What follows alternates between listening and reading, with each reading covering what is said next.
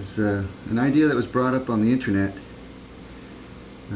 suggesting trying to use a crooked spindle on purpose to see if you could get a fire by friction using a slightly different method.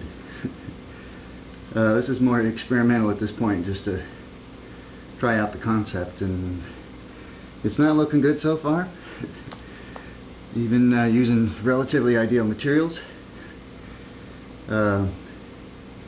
This is actually a piece off of a orange tree, a citrus orange, a tangerine tree, and a piece of pine off of 2x4.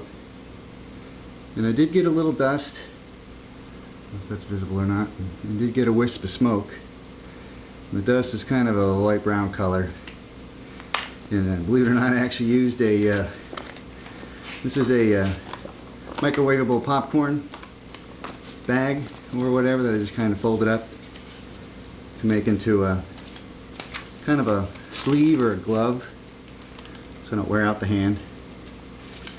And then I used just a bearing block, and I actually put in a roller skate wheel bearing kind of embedded into this block to try to make it simple, at least, like I said, just from a proof of concept, experimental. And what I'm noticing with this is, and I guess I'm just realizing this, at least from all of my fire by friction methods that I've been toying with, is this is kind of a, there's no gear ratio. It's like a 1-to-1 gear ratio, whereas you're cranking this, you're only getting one spin per effort, I guess, in some way, whether you're using a bow drill to bow back and forth, or in this case, like I had just made a video recently using this hand crank drill. But even when you spin this crank, one rotation with the handle here rotates the spindle itself almost 4 times over.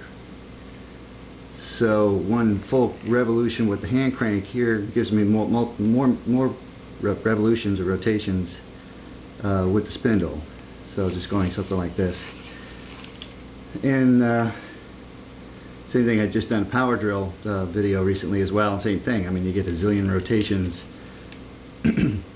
where you can actually get the speed fast enough in order to develop enough heat in order to get to critical temperature for a glowing ember or coal. So this method here is not looking good. Just because I can only go so fast as a human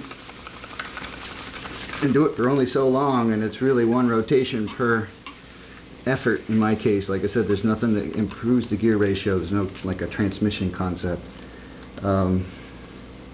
Even using a bow drill, if you were bowing back and forth, same thing, as the bowstring itself wraps around the spindle, one stroke, you'll rotate the spindle several times. And then stroking back, same thing, you get several times. So doing that back and forth, you just get plenty more rotations to where you can really get the temperature up to critical temperature.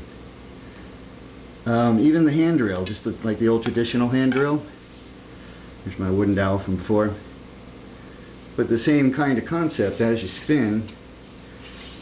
Same thing, one hand sweep, and I get anywhere from 2 to 4 rotations with the spindle itself. So even just doing this kind of a motion, same thing, I get, for one sweep effort with my hands, mechanical energy or whatever, I'm actually getting multiple rotations rather than just one. So with this method, it may work. I actually ended up making the end of the spindle narrow enough just so I could actually get enough of a focal point in order to be able to get any kind of temperature or any dust. Same thing, and just made the top end here narrow enough to fit into my roller skate wheel bearing. And then if you do this without the sleeve, you wear your hand out. Or you'll wear out blisters, wearing blisters, so at least using some sort of a glove or